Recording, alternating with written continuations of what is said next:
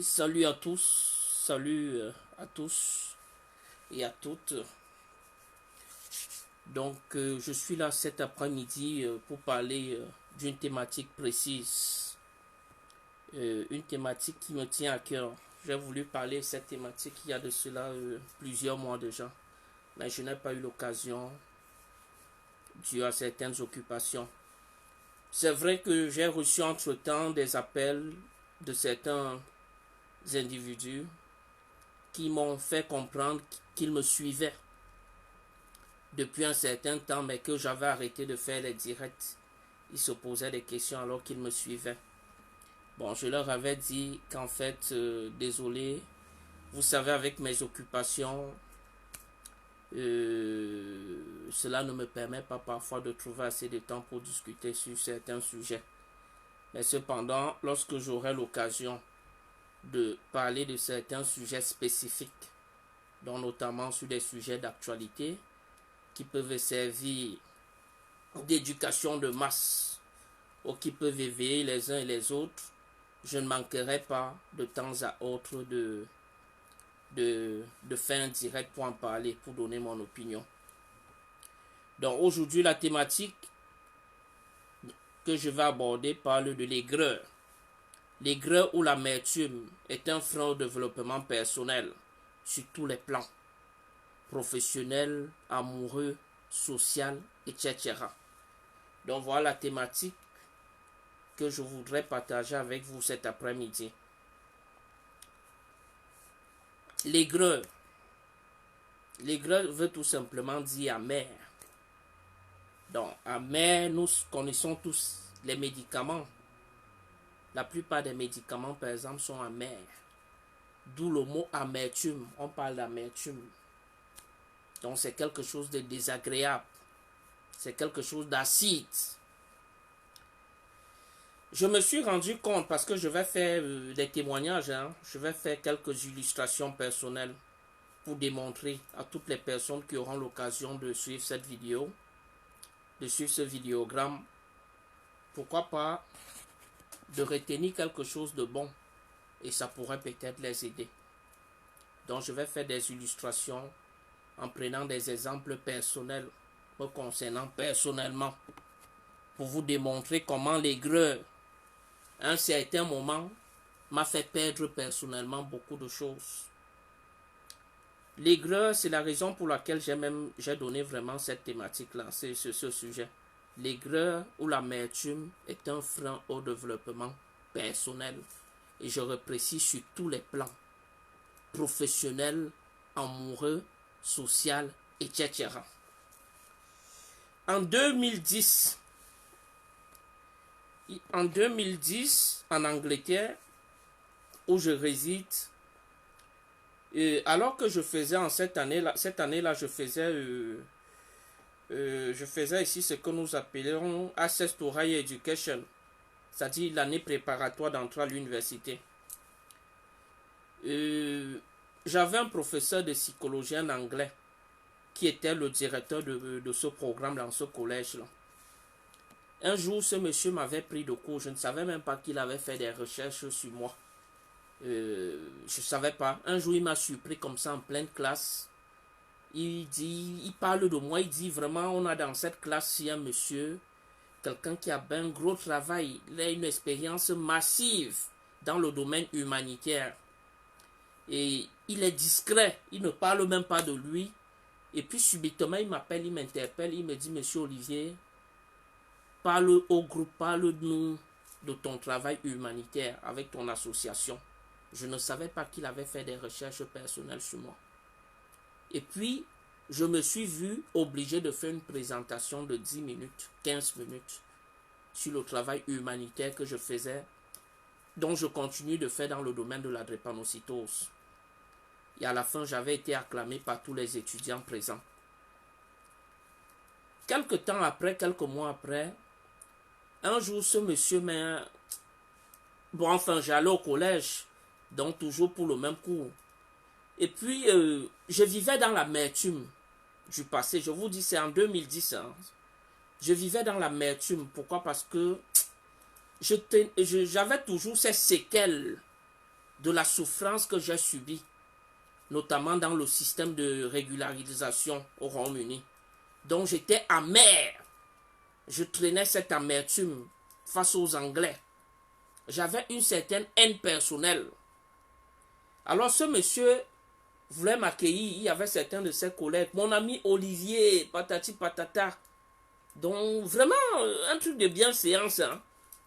J'ai pensé à comment ces gars, je me suis dit, bon, qu'est-ce que celui-ci fait? Les Anglais, c'est des gens méchants et tout et tout. Je l'avais ignoré devant ses collègues. Je vous assure, j'avais ignoré ce dernier devant ses collègues, etc. Il s'était senti humilié. Et je vous assure que depuis ce temps, c'est vrai que par la suite, alors que c'est quelqu'un qui était très gentil envers moi, il soutenait même mon association comme il pouvait. Parfois, il faisait des photocopies pour mon association. Il faisait des photocopies pour mon association.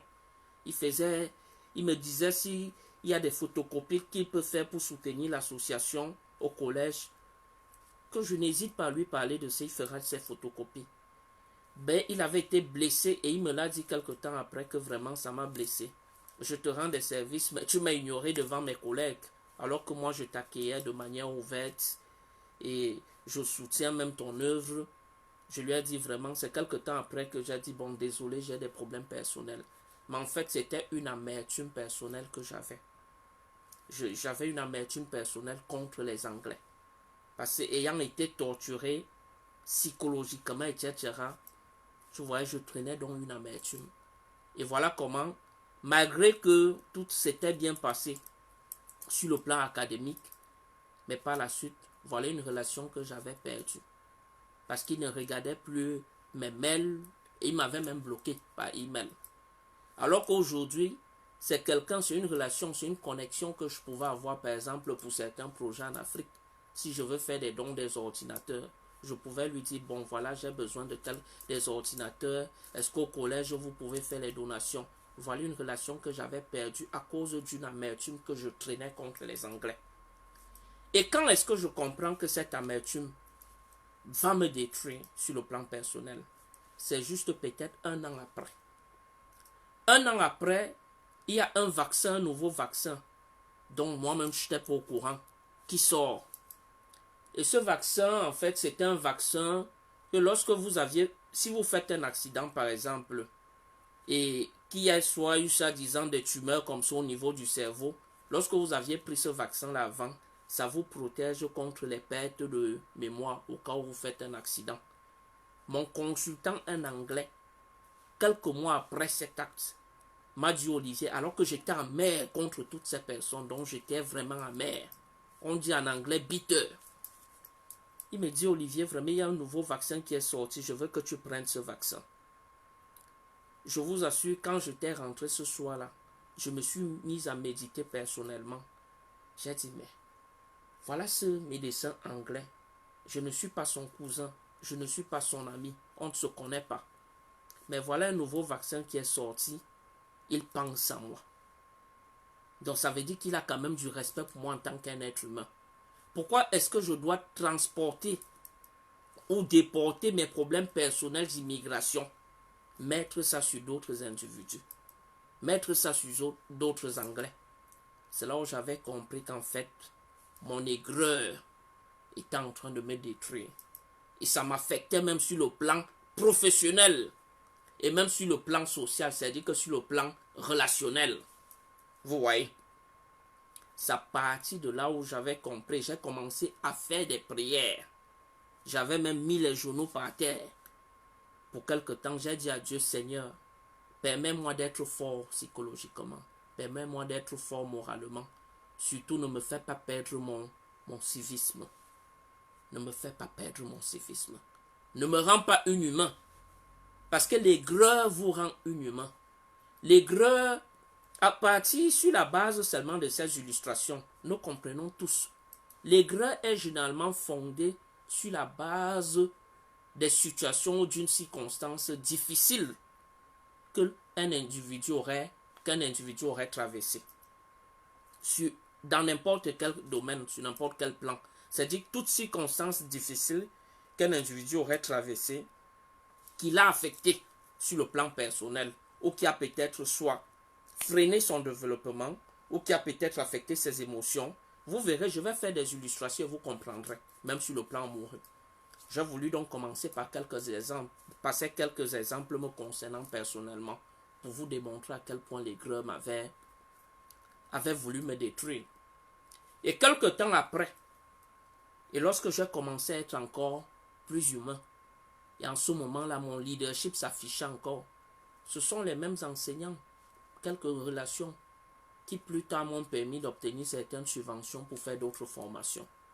Vous voyez donc, l'aigreur est un facteur destructeur. Il vous détruit personnellement. Parce que l'aigreur, c'est l'amertume. Vous êtes amer. Et quand vous êtes amer, généralement, vous aviez comme l'impression que c'est aux autres que vous faites du mal. Mais vous vous détruisez vous-même. Vous freinez votre développement. Parfois, vous perdez même vos relations. Vous perdez vos contacts. Tel que cela a été le cas avec moi personnellement. Vous voyez? C'est après que tu dis, bon voilà, tu te rends compte que tu as besoin de cet optimisme-là. Et tu recherches d'abord ce soutien sur le plan spirituel. Et tu pries. C'est très important. Je vais parler à certains, je vais beaucoup plus m'attarder sur l'aigreur et son frein, dont la manière négative dont l'aigreur affecte une personne qui a peut-être subi une déception amoureuse. On vit beaucoup ce genre de choses. Les femmes ont généralement comme l'impression que c'est elles qui sont les plus aigries. Enfin, elles sont amères. Et certaines femmes n'hésitent pas à te le dire. Il y a des femmes qui te disent « Je suis amère ». Tout simplement parce qu'elles auraient vécu, traverser des moments difficiles ou une déception amoureuse. Et elles changent. Ma soeur, mon frère, l'aigreur va te détruire, ça te détruit. Je vais te démontrer pas à pas. Je vais te dire comment, sur le plan amoureux, l'aigreur est un problème. Quand tu es aigri, généralement, quand tu es aigri, tu es amer, la première personne qui est affectée, c'est toi-même. Ça veut donc dire que tu n'es pas content ou tu n'es pas contente de ta propre vie. Et ce qui se passe, c'est que quand tu traînes l'amertume liée à une nostalgie négative de ton passé, ça peut être une déception amoureuse. Tu traînes ça. Mais en même temps, tu as envie de faire. Généralement, ce que ça fait déjà premièrement, c'est que ça crée la confusion en toi. Et lorsque ça crée la confusion en toi, et tu continues de traîner cette amertume-là, tu es donc tellement amer. Et le fait que tu es tellement amer, tu as généralement, même de manière involontaire, tu as tendance à transposer ou à transférer cette colère-là sur quelqu'un d'autre. C'est pourquoi vous allez donc voir certaines femmes qui ne croient plus en elles. Et elle va te dire, je ne crois plus en l'amour, je ne crois plus en ceci, je ne crois plus en cela. Nous avions tous subi des déceptions d'une manière ou d'une autre. Personne, aucun adulte normal, femme comme homme, donc pour dire aucun être humain normal, femme comme homme, ne peut se tenir comme ça et dire qu'il n'a jamais subi une déception amoureuse. Quelqu'un qui a déjà de la vingtaine en montant, 30 ans en montant. Donc c'est quelque chose, c'est des déceptions que nous subissons à tout moment. C'est des choses qui arrivent à tout moment. Et ça peut arriver. Cependant, il ne faut pas que cette aigreur-là vous domine votre esprit. Il ne faut pas cultiver cette aigreur. Il ne faut pas cultiver l'aigreur. Parce que quand vous cultivez quelque chose, c'est comme si vous acceptez cette chose. Et vous normalisez cette chose-là dans votre cerveau. Et c'est là où ça commence à vous affecter. Je vous ai pris mon exemple personnel sur le plan professionnel. Mais maintenant, je vais vous prendre des exemples sur le plan amoureux. Comment est-ce que ça nous affecte? Moi, je me rappelle, moi, personnellement, après une déception d'une personne que j'avais vraiment assez aimée, je faisais totalement confiance à cette personne. Cette déception m'avait affecté. Et lorsque je discutais parfois avec certaines personnes, je disais carrément que je ne vais même plus aimer. Je ne peux plus aimer. Et vous voyez, parfois, être ouvert d'esprit, c'est aussi très important. Surtout lorsque vous aviez en face de vous des gens également ouverts, Pour moi, une personne ouverte d'esprit, c'est quelqu'un qui écoute l'opinion des autres, même si cela contredit sa pensée originale. Il écoute quand même s'il n'est pas obligé de partager cette opinion, mais il écoute. Parce qu'en écoutant, parfois, ça nous amène à méditer. Et lorsque pendant que je subissais, donc je vivais dans cette amertume même amoureuse, j'avais échangé avec une amie qui m'a dit, lorsque je lui ai dit que moi je ne peux plus aimer, hein, et tout ça, elle m'a posé une seule question, elle m'a dit, mais tu es un malade. Elle m'a d'abord dit, tu es un malade qui s'ignore. Je lui ai dit, pardon, pourquoi est-ce que tu le dis? Vous voyez, une fois de plus, ça c'est parce que je suis ouvert. Et quelqu'un qui n'est pas ouvert aurait pris cela comme une insulte. Je lui ai dit, mais pourquoi tu dis ça? Cela, elle me dit, mais si tu n'as pas d'amour à donner, pourquoi est-ce que tu t'attends à recevoir de l'amour? Elle m'avait posé cette question. Si tu n'as pas d'amour à donner, pourquoi est-ce que tu t'attends à recevoir de l'amour? Vous voyez donc que ce n'est même pas rationnel. C'est-à-dire, tu dis, je ne peux plus aimer. Mais toi, tu t'attends à être aimé. Puisque tu dragues quand même les femmes. Ça veut dire que tu veux toujours, tu veux te reconstruire. Mais tu n'as pas d'amour à donner. Mais comment est-ce que tu t'attends à recevoir cet amour en retour? Lorsque cette amie m'avait posé cette question, j'avais médité toute la nuit. Je suis resté comme ça, j'ai dit, mais elle a raison. Une fois de plus, je me suis planqué. Vous voyez, et là, c'est sur le plan amoureux. Et c'est là où j'ai compris. Parce que il faut éviter de... L'homme est mauvais, ça on le sait, on le dit. L'homme avec grand H, c'est-à-dire pour dire l'être humain est méchant, ça on le sait. Mais c'est également l'être humain qui sauve l'être humain. Quelqu'un devient quelqu'un derrière quelqu'un. Vous voyez? Donc, ce qui fait donc que il faut donc éviter de transférer une amertume causée par quelqu'un d'autre auprès de quelqu'un ou autrui, quelqu'un qui n'a rien à voir avec ce que vous auriez subi. Ça va vous détruire. Je vais vous prendre l'exemple d'un grand homme, Nelson Mandela. Il y a des gens qui jusqu'aujourd'hui, certaines personnes continuent de dire Nelson Mandela n'était pas un grand homme. Ils confondent. Ils pensent que quand on dit que grand homme, c'est parce qu'il était soit avocat ou bien tu as les gros diplômes. Il était plus avocat que qui. Mais il a tout simplement été décrété comme étant un grand homme parce que c'est pas n'importe qui peut subir pendant 27 ans une torture physique parce qu'il était en prison, psychologique, morale, etc. Et lorsqu'il sort de cette position, il prêche plutôt l'amour. Parce que lorsqu'on souffre, on prêche. C'est ça l'aigreur. La souffrance donc vise. Généralement, la souffrance réveille l'aigreur. Parce que c'est une amertume.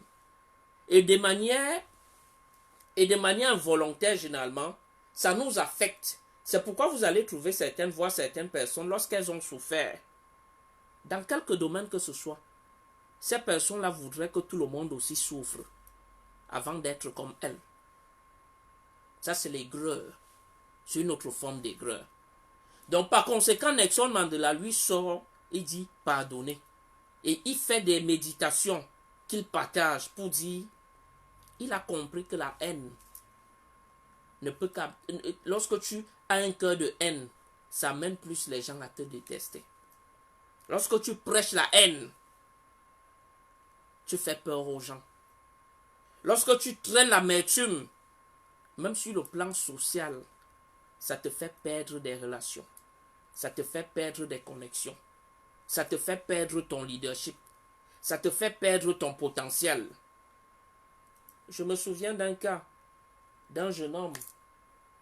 Après tout ça, moi j'étais déjà là, j'ai plus de 10 ans d'expérience dans un pays. Lui, il avait à peine peut-être 4 années d'expérience dans un pays où il est en train de se chercher. Il n'a même pas encore commencé à préparer son intégration. Le jeune homme m'appelle, il me dit, grand frère, allons marcher pour chasser Paul Biya. Et je suis resté comme ça, j'ai ri. Après, quand j'ai vu le jeune homme, je lui ai dit que mes petits frères, tu m'appelles pour aller marcher à Londres pour chasser Paul Biya. C'est Paul Biya qui a la cause de mes problèmes. Si je cherche même Paul Biya et que Paul Biya part, ça va changer quoi concrètement dans ma vie? Qui va changer quoi dans ma vie? Tu penses que celui qui viendra après lui concrètement, il va changer quoi dans ta vie si toi-même, tu n'as pas changé ta vie? La société active, c'est du donnant-donnant. Te voilà, quand je t'entends, tu as de la peine à formuler. Dis-moi en anglais. Si j'ai un conseil à te donner, va, comme je te vois là, tu fais le béné, je te vois avec les ONG. Va, lorsqu'ils ont des sessions de formation, soit en anglais, soit dans d'autres domaines, va suivre ces formations pour te cultiver, pour t'instruire. Et là, comme ça, d'ici quelques années, tu es en train de préparer ton insertion. Moi, tu m'appelles d'aller chasser Paul Biya, concrètement, ça va m'apporter quoi? Tu es sage Paul Biya et puis quoi? Si tu viens d'une famille où ta famille a eu, je ne sais pas moi, tes parents auraient fait 10 enfants et qui n'ont pas pu vous donner une certaine éducation, où est la faute de Paul Biya là-dedans? Oh grand frère, le pays est mal gouverné, le pays est mal ceci. Vous voyez, une fois de plus, c'est que c'est l'amertume. Ce jeune homme était amer. Je suis en train de vous démontrer l'amertume. Donc sur tous les plans. Je lui dis que non. Tu traînes une certaine amertume. Tu es gris. Et tu es même très naïf. Ce que tu dis là. Le pays est mal gouverné. Bon, tu vas aller marcher. Concrètement, ça va changer quoi? Moi, quand je suis venu dans ce pays-ci, je croyais que les droits de l'homme, que tout était pur, que c'est le paradis, tout est sain, il n'y a pas d'injustice. Moi, mais personnellement, un officier d'immigration m'a dit en tête comme ça, face à face, et m'ayant torturé, qu'Olivier, même ici, les injustices sociales existent. Donc les injustices sociales, c'est partout. Et lorsque vous voulez combattre un système, il faut déjà vous éduquer. Si tu veux faire la politique, tu t'intéresses à la politique. Commence par devenir activiste politique. Commence d'abord par devenir même un observateur politique. Ça veut dire que cultive-toi en regardant les débats politiques. Cultive-toi en allant aux conférences politiques. Parce qu'il y a des experts, il y a des politologues et tout ça, des chercheurs, des enseignants d'université qui viendront vous enseigner sur la politique. Et là, en ce moment, tu pourras voir si tu peux t'engager ou pas. Parce que c'est une profession. Et si tu veux même faire, comme certaines personnes la font en pensant que non, en allant peut-être chasser tel, en allant dire que Biya, Mosgol et tout ça, ça va vous donner les papiers. Une fois de plus, c'est un rêve. Parce que on va toujours te combattre sur la base de ça, que toi, tu fais ta politique à distance. Dans un pays où tu es déjà protégé. Mais la politique se fait sur place. Et c'est là où tu as la preuve de ta persécution. Mais lorsque tu fais ça déjà, tu es à distance, tu es dans un autre pays comme tu es en Angleterre, tu es là, l'anglais te menace et tout ça, va d'abord t'instruire. Ensuite, commence à apprendre à suivre des formations qui pourront t'intégrer, t'aider à t'intégrer plus tard, une fois que tu seras régularisé. Ce jeune homme m'avait regardé, m'avait fui. Et depuis ce temps-là, il ne m'abordait plus. Vous voyez donc, l'amertume nous pousse à faire des choses. Et je vais maintenant m'adresser à certaines de mes soeurs francophones. Tu vas voir une femme, elle aussi, elle dit qu'elle ne peut plus aimer. Mais en même temps, c'est elle qui est là pour guetter à droite. Elle voit Paul là-bas. Elle veut quand même discuter avec Paul.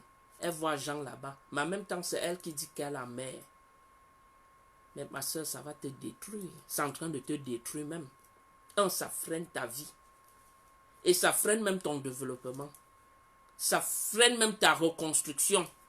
Ce n'est pas parce que tu étais dessus par Paul que tu vas transférer cette amertume-là ou traîner cette amertume-là pour déposer ça sur Paul ou sur Jean. C'est la raison pour laquelle je disais tantôt l'amertume ou l'aigreur est un frein au développement personnel. Dans l'amertume, il y a le pessimisme. Tu es pessimiste. C'est-à-dire que tu n'aimes pas déjà ta propre vie. Et lorsque tu es pessimiste contre ta vie personnelle, mais qu'est-ce qui va marcher dans ta vie? C'est un peu comme si je regarde mes yeux là, je dis non, avec mes yeux là qui regardent ça, j'ai des gros yeux bizarres et tout et tout et tout. Je suis déjà en train de créer ma propre stigmatisation. Comment est-ce que je m'attends à ce que quelqu'un d'autre va me dire qu'Olivier, j'ai des beaux yeux, je vais accepter?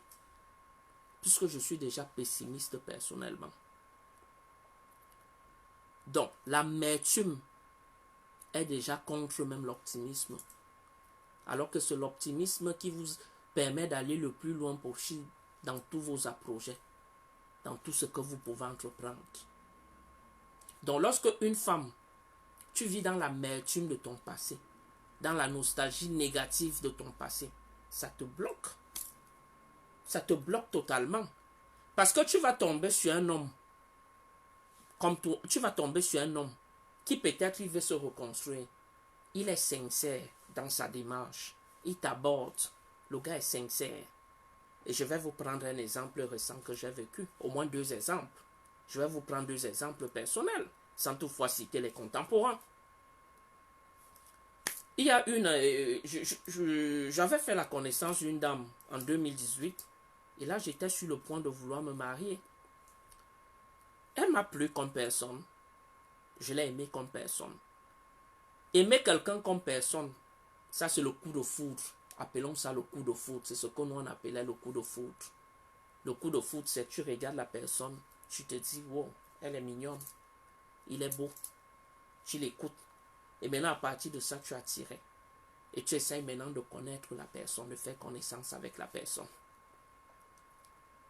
C'est ça le coup de foudre. Parce que l'amour en lui-même, c'est vrai que c'est un sentiment d'affection que l'on développe pour quelqu'un, c'est une attirance. Mais c'est une construction. C'est pourquoi on parle d'une construction à long terme. Maintenant, cette dernière, lorsque nous échangeons, elle était prête pour le mariage, tout comme moi, et j'étais d'accord. Mais par la suite, je me sentais frustré par la personne. Lorsqu'elle me dit, oh, je ne veux pas que tu aies ta propre maison. J'ai dit, mais comment ça? Lorsque je dormais, j'ai dit, mais comment? Je me rappelle les causeries. Non, parce que tu sais que mon ex, là où il vit aujourd'hui, il vit avec sa femme qu'il avait épousée depuis l'Afrique, c'est dans sa maison. Alors que s'il n'avait pas sa maison, lorsqu'on faisait des problèmes, c'est celui qui pouvait aller passer. Tu sais, nous sommes en Europe, tu ne peux pas passer plus d'une semaine chez un ami. Il va te mettre dehors. Et par la suite, tu viendras supplier. Donc, j'ai directement compris que ça veut dire que je vais souffrir dans les mains de cette femme. Donc, elle est en train de vouloir transférer sa mauvaise nostalgie du passé sur moi. Elle est en train de vouloir transférer sa mauvaise nostalgie du passé sur moi. Donc, je me voyais. Alors que vous savez que l'on se marie pour être plus heureux. On ne se marie pas pour être malheureux. Et on ne se marie pas pour que l'autre vienne faire ton bonheur. Non. On se marie pour être complémentaire et pour être plus heureux. J'étais déjà un pas. Je me mets avec Sylviane pour que nous allions. Ça fait déjà 2 personnes. Et 2 personnes, c'est quoi? C'est la force. Pour être complémentaire, pour être plus heureux ensemble, tout partager, être heureux, vivre dans l'harmonie. Mais lorsque toi, tu apportes déjà une amertume que tu traînes depuis ton passé, c'est comme un médicament que tu as bu sa mère. Ta bouche amère, c'est avec ça que tu viens vers moi. Tu viens déposer ça vers moi. Mais ça veut dire que tu avais d'abord besoin de te soigner toi-même. Tu avais d'abord besoin de refaire une revue personnelle. De voir ce qui n'a pas marché et de trouver maintenant ce qu'on appelle self-confidence en anglais. Self-esteem. C'est-à-dire que ta confidence personnelle, ton optimisme personnel. Et c'est pourquoi généralement on parle de la bonne éducation de base. Parce que tout part de là. Parce que le développement est d'abord personnel. C'est pourquoi vous voyez, on s'instruit, ensuite on suit une formation. Et même si on n'a pas pu s'instruire, parce que chacun s'instruit à son niveau, on essaye de suivre une formation pour pouvoir être utile pour soi-même d'abord. Parce que lorsqu'on sait faire quelque chose, on devient utile au lieu d'être inutile. Donc maintenant que tu traînes un truc en ce qui concerne les sentiments amoureux, tu veux mener une vie de couple, tu traînes déjà une telle amertume. C'est comme je suis tombé sur un autre cas récemment. Tu connais quelqu'un il y a à peine 2 mois, un monsieur. Vous sortez 2 fois. 2 fois vous sortez. Tu entends que le gars, lui, se prépare à aller, il voudrait aller, s'il plaît à Dieu, en Afrique. Ça fait 14 ans qu'il n'a pas vu sa maman. Toi, une femme, et tu dis que tu es prête pour te marier avec le gars. Tu commences directement à dire, tu es sûr que là où tu pars là, on ne va pas te donner une femme là-bas. Tu es sûr que. Moi, lorsque une femme, tu me parles déjà comme ça, je comprends que tu vis encore dans une amertume de ton passé. Tu n'as pas confiance en toi. Je te fuis. Et c'est ce qui s'est passé dans mon cas récent. Parce que tu es une malchanceuse, tu es une poisseuse. Et je lui ai posé la question de savoir, toi, ça fait 12 ans que tu fais les verres bien dans ton pays, non? Pourquoi depuis tu n'as pas trouvé un homme? Pourquoi tu n'as pas trouvé un homme? Pourquoi c'est maintenant que c'est mon cas? Tu me trouves, je me rase, je suis propre et tout, et tout, et tout, et tout. Subitement, tu commences à faire, alors que tu ne me connais même pas, tu commences à faire comme si tu as trop peur. C'est quoi cette affaire? Lorsque tu es comme ça, tu vois, l'homme comprend directement que tu seras un problème pour lui. Il sera peureux avec toi. Il sera en prison. Et c'est pareil pour une femme confidente. Une femme qui s'est bien façonnée. C'est-à-dire ce que j'entends par bien façonnée, c'est une personne qui s'est instruite à son niveau, a suivi sa formation à son niveau. Elle se bat, elle se suffit à son niveau. Elle est autonome. Elle poursuit une vision. Même si la personne subit une déception amoureuse. Et dans ce genre de cas, généralement, c'est tant pour l'homme que pour la femme. Le choc, votre stabilité personnelle, en fait, généralement, la force de ça, c'est que ça vous permet de mieux amortir les chocs qui peuvent survenir dans la vie.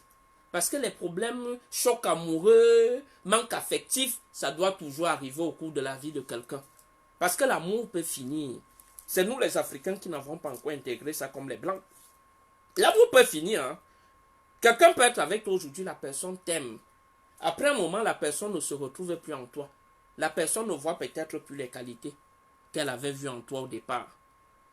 La personne t'a pris, la personne s'est dit, bon voilà, avec le temps, tu vas développer par exemple assez d'optimisme pour mieux te construire et ensemble vous serez plus heureux. Mais la personne se rend compte que bon, toi tu es un frein à son développement. La personne peut arrêter de t'aimer. C'est naturel. Bon, par conséquent, l'avantage entre quelqu'un qui avait déjà une certaine stabilité personnelle, d'abord en ce qui concerne son développement personnel, c'est-à-dire qu'il a son petit boulot stable, il sait ce qu'il... Enfin, il a eu sa petite formation, il a son expertise qui lui permet de vivre, etc., etc. Cette personne a d'abord ce qu'on appelle une indépendance personnelle. Parce que l'amour, ce n'est pas la possession de l'autre. L'amour, c'est une complémentarité. Vous vous mettez ensemble pour mieux faire. Et en ce moment-là, c'est ce genre de couple qui vont loin. Parce qu'il y a harmonie dans le couple. Mais lorsque l'un traîne une amertume, tu viens me dire, tu me rencontres à peine. Non, tu dois chercher à influencer positivement la vie de ce dernier. Ce dernier doit comprendre qu'avec cette femme, avec cet homme-ci, je pense qu'on peut aller loin. Parce que lorsque je vois, il a des atouts, j'ai des atouts, et si on met ces atouts ensemble, nous pouvons aller plus loin. Ce n'est pas que tu traînes une blessure du passé, tu traînes une déception du passé, et puis tu viens, tu balances ça sur l'autre, ou tu penses que l'autre sera en même temps et ton amoureux, et ton médecin, et ton psychologue, et ton psychiatre. Non. Et c'est ce qui a manqué à beaucoup de personnes. Il y a des gens qui pensent que parfois aller voir un psychologue, c'est une honte. Non. Le psychologue vous permet, parce que le psychologue ne va pas en lui-même faire le miracle pour votre guérison. Mais il va vous aider à vous guérir vous-même, en vous posant des questions qui vont vous amener à être rationnel. Je vais vous prendre un autre exemple, sur l'amertume de certaines personnes que nous qualifions de fous. Depuis un certain temps dans les réseaux sociaux, vous aviez des individus qui passent le temps à diffuser soit les photos, soit les vidéos des femmes nues, des trucs comme ça. J'ai discuté sur le sujet avec une amie. Je lui ai dit que mais ne confondez pas les histoires de la racaille. C'est-à-dire que les histoires que 0,01% des individus que l'on peut qualifier de fous dans toutes les sociétés du monde. Et vous généralisez ça maintenant au reste de la société. Je lui ai dit, je te prends un exemple. Nous tous, nous avions eu combien d'ex? Et entre ces séparations-là avec ces ex, pour des raisons X ou Y, il y a eu des échanges, des photos intimes, etc., etc. Bon, pourquoi nous autres, nous ne publions pas ce genre de choses? Parce que généralement, on oublie. Tout simplement parce que nous sommes des personnes ambitieuses sur de nous. Parce que, et nous sommes des personnes rationnelles. N'oubliez pas cette expression. Quelqu'un de rationnel, c'est quelqu'un qui se pose des questions essentielles. Bon, supposons la fille s'il vient de me barrer. J'avais des trucs qu'on a eu à partager ensemble sur le plan des histoires des sans caleçons ou d'intimité. Permettez-moi l'expression. Si je publie maintenant ces photos, c'est pour gagner quoi? Ça, c'est un premier point d'interrogation. Je gagne quoi en le faisant? J'ai posé cette question à cet ami. Je vois que la première réponse logique, c'est je ne gagne rien. Elle est partie avec quelqu'un d'autre. Ça veut dire qu'elle ne m'aime plus. Bon, si je le fais, c'est pour quel résultat? Au contraire, c'est moi qui suis ridicule. Je serai ridicule au sein de la société normale.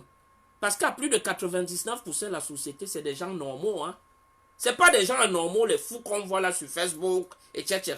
Les malades mentaux qui auraient eu besoin d'un encadrement psychologique, etc., qu'ils n'ont pas demandé. Ils continuent de traîner cette amertume, cette folie.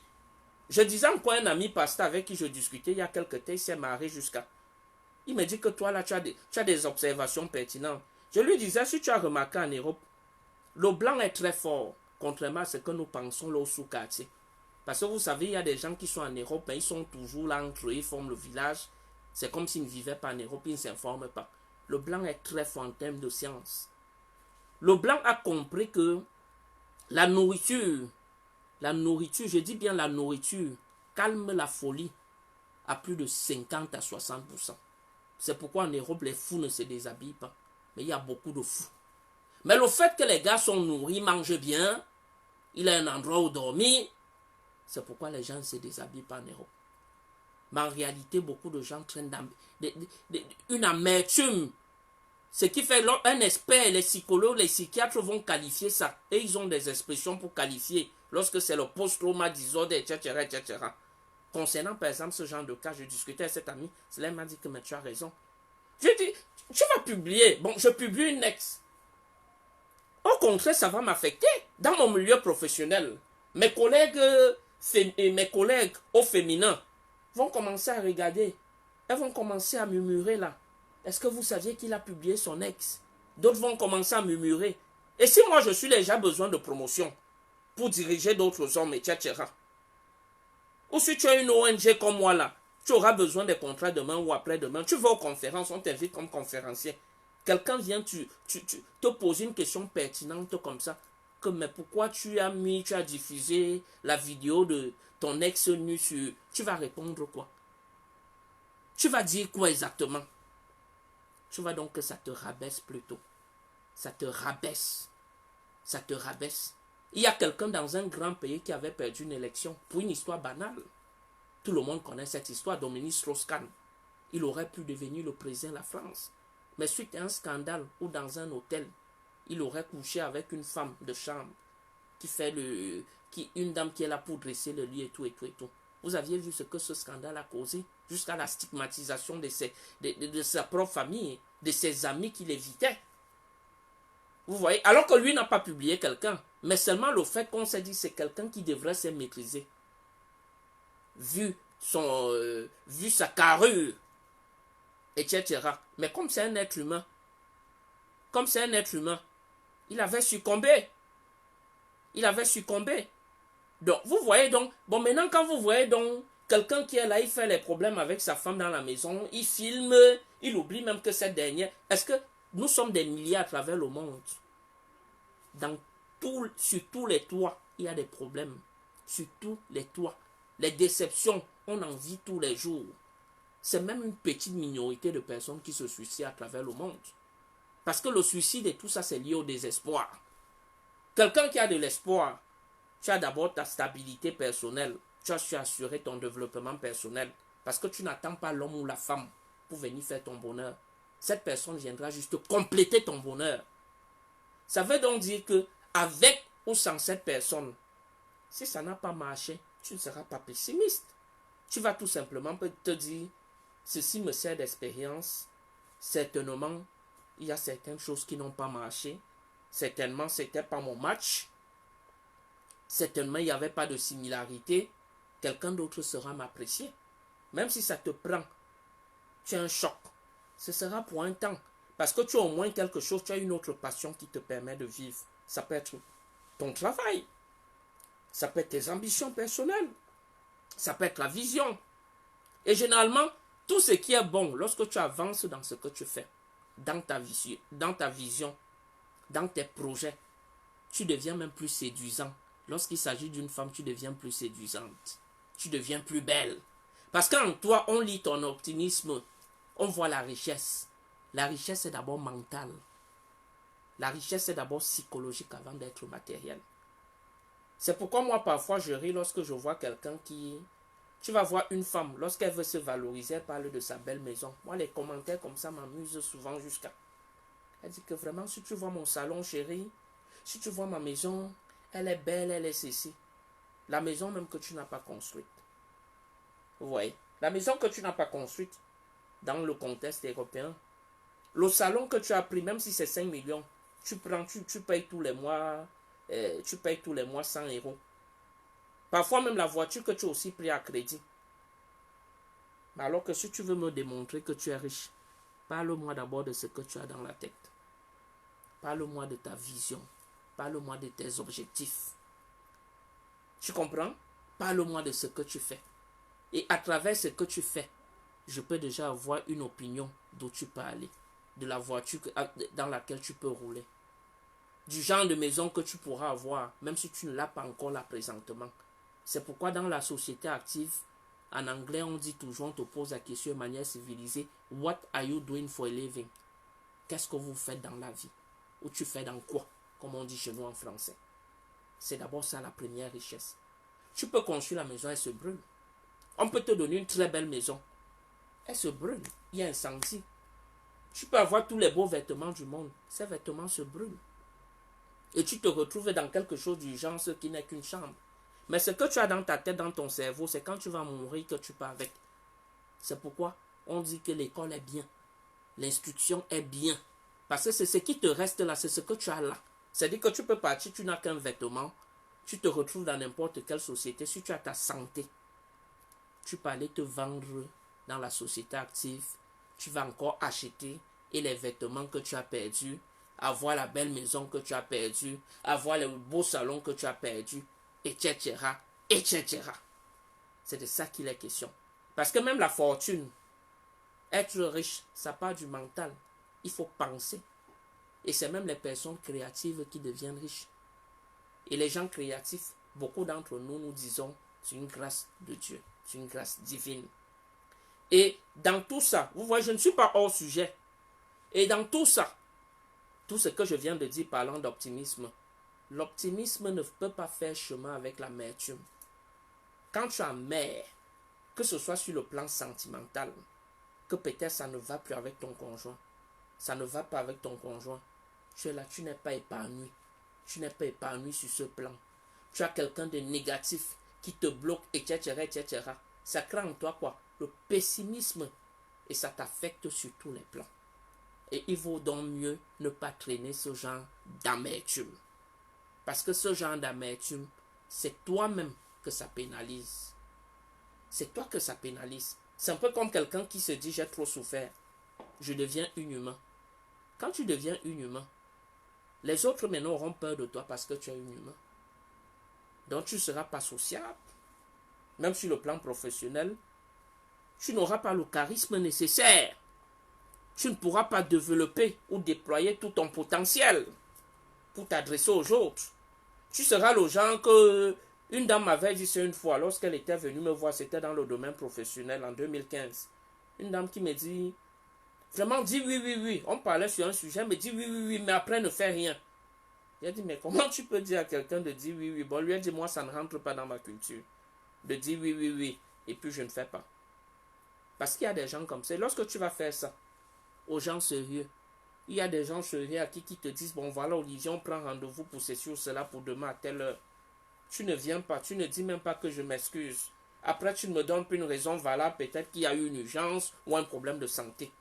Ça te détruit sur le plan social, sur le plan relationnel. Donc, lorsque vous êtes tellement amer, moi je conseille aux gens, ce n'est pas une honte, surtout pour nous les Africains. Quand ça ne va pas dans ta vie, Tu as traversé quelque chose que tu n'as pas pu surmonter sur le plan moral. Nous ne sommes que des êtres humains. Vraiment, mon frère, vraiment, ma soeur, va demander de l'aide psychologique. Ça va t'aider. Le psychologue va t'aider à t'aider toi-même. Il va te ramener à être rationnel. Parce que quand tu deviens irrationnel, tu sors maintenant du cadre normal. Tu perds l'éthique. Tu perds le principe qui est accepté par tous les êtres humains. C'est un peu comme tu ne peux pas aller dans la rue, tu te mets à insulter les gens. Tout le monde traîne ses problèmes. Tout le monde a eu des problèmes. Tout le monde a même des problèmes. Mais il y a une manière. Quand tu traînes une amertume, parfois je vois ça avec certaines femmes. Tu vois une femme qui est encore amère, mais elle est contente de se voir remonter par un homme qui la drague. Mais ma chérie, si tu n'es pas prête, parfois il faut savoir prendre une pause dans ta vie.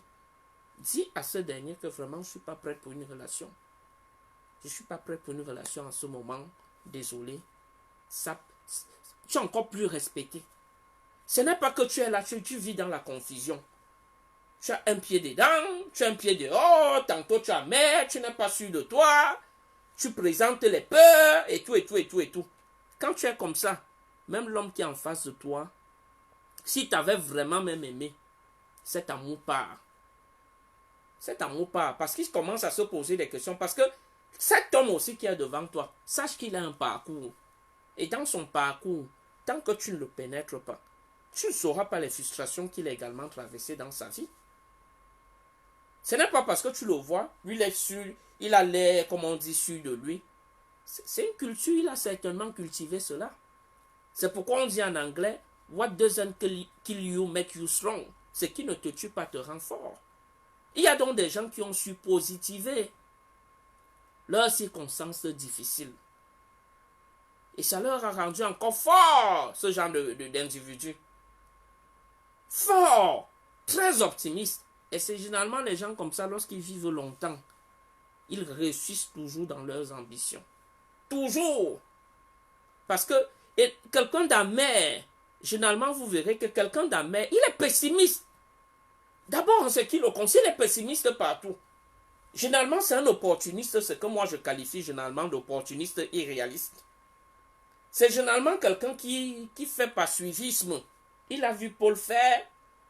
Il ne sait pas apprécier Paul. Il ne sait pas aborder Paul pour lui poser des questions. Parfois, Paul va organiser des conférences alors qu'il admire Paul. Il admire tel. Mais il ne va jamais aborder cette personne.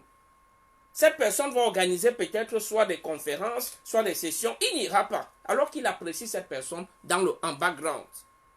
Alors qu'en allant auprès de cette personne, en allant, en prenant part aux activités organisées par cette personne, tu apprendras, il devra apprendre. Et c'est à partir de là où cette personne va lui dire quelles étaient ses forces, ses faiblesses et comment elle a su surmonter les temps difficiles. Et voilà pourquoi aujourd'hui, 5 ans, 10 ans plus tard, elle s'est en sortie. Parce que rien de grand sur terre ne s'obtient sans sacrifice. Donc l'amertume, l'aigreur t'enfonce plutôt. Sur tous les plans.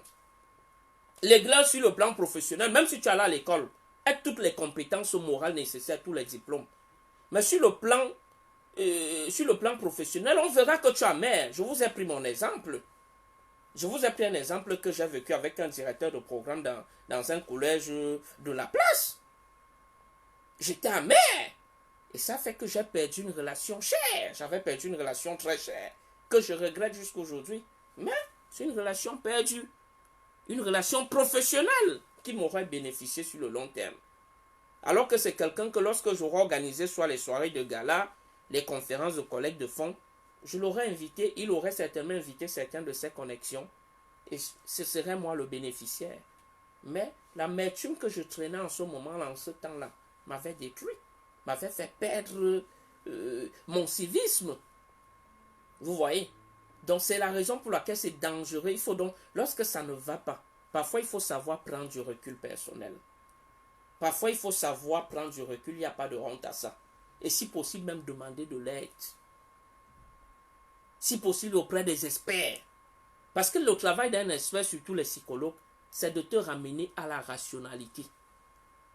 Le psychologue va t'aider à comprendre que tu es en train de te perdre. Tu te fais du mal à toi-même. Et c'est là où c'est bien, c'est important. Ou bien parler avec quelqu'un qui a peut-être un peu plus d'expérience.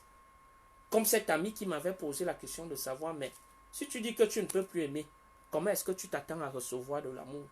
Comment tu t'attends à recevoir l'amour si tu ne peux pas donner de l'amour toi-même?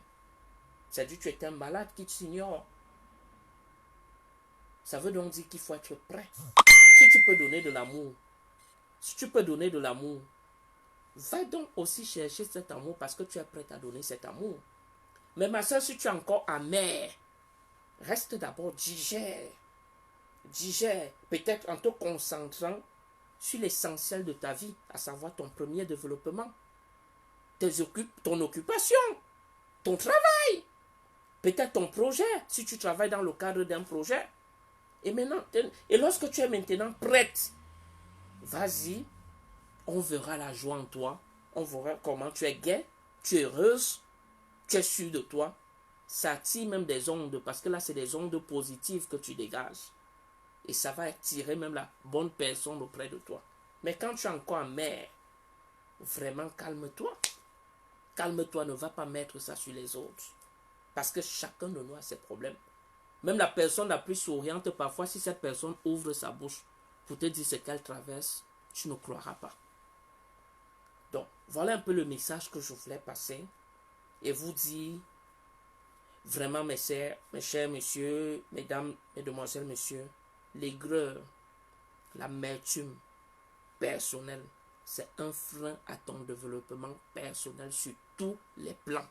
Chacun de nous, avant d'atteindre quoi que ce soit, même les bourgeois que vous voyez là, quand ils vous font l'historique de leurs grands-parents qui ont souffert pour leur mettre à un certain niveau, avant la continuité, vous verrez que derrière ça, il y a une souffrance.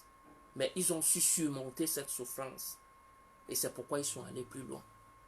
C'est comme ça le monde. Le monde est une bataille difficile. Et il faut être réaliste.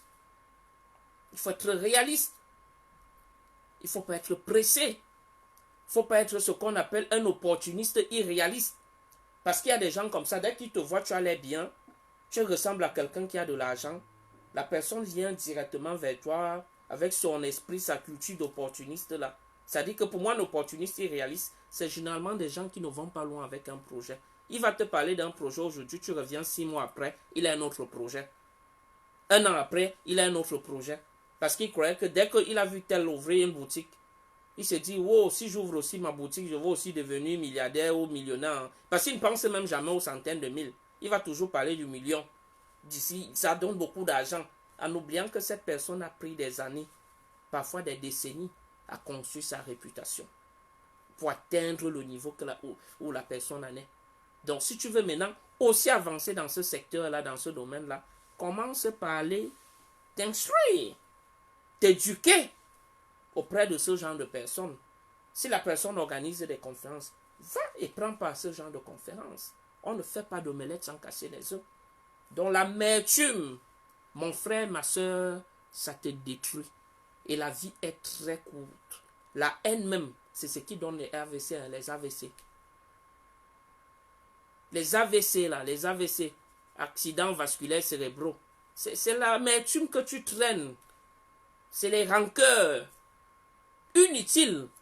Parce qu'on va te poser la question de savoir concrètement même ça t'apporte quoi.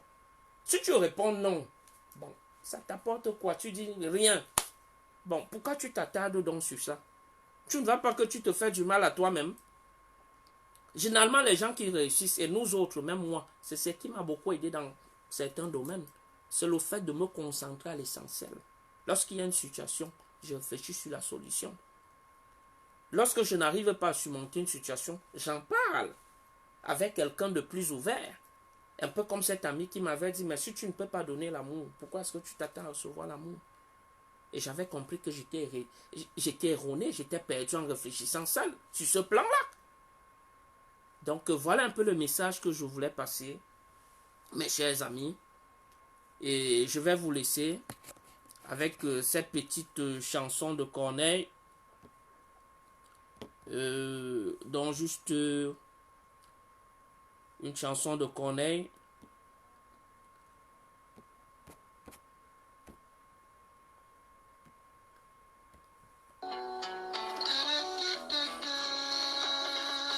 On vit tous les jours. On vit chaque jour comme si c'était le dernier. Donc soyez pessimiste. Soyez optimiste, j'ai failli dire. Soyez optimiste. Évitez l'amertume, ça vous détruit. Ça vous détruit. Ça vous enfonce. Soyez optimiste, soyez sûr de vous. Et ne forcez rien. Parce que c'est l'amertume qui crée la peur, le doute. Soyez sûr de vous. Ce qui est à toi sera à toi. Faites bien ce qui est essentiel pour toi. Avance dans tes projets, dans ta vision, dans tes rêves. Même si on te dit que tu es un rêveur, tu es une rêveuse. Avance seulement. C'est ça l'essentiel. Le reste vient seul. Un homme, une femme qui viendra compléter ta vie, c'est pas essentiel si ton développement personnel n'est pas atteint. C'est pas essentiel. C'est important, c'est nécessaire pour les adultes que nous sommes, mais c'est pas essentiel pour ta vie. Donc c'est pas une fatalité. Ce qui est bien viendra seul.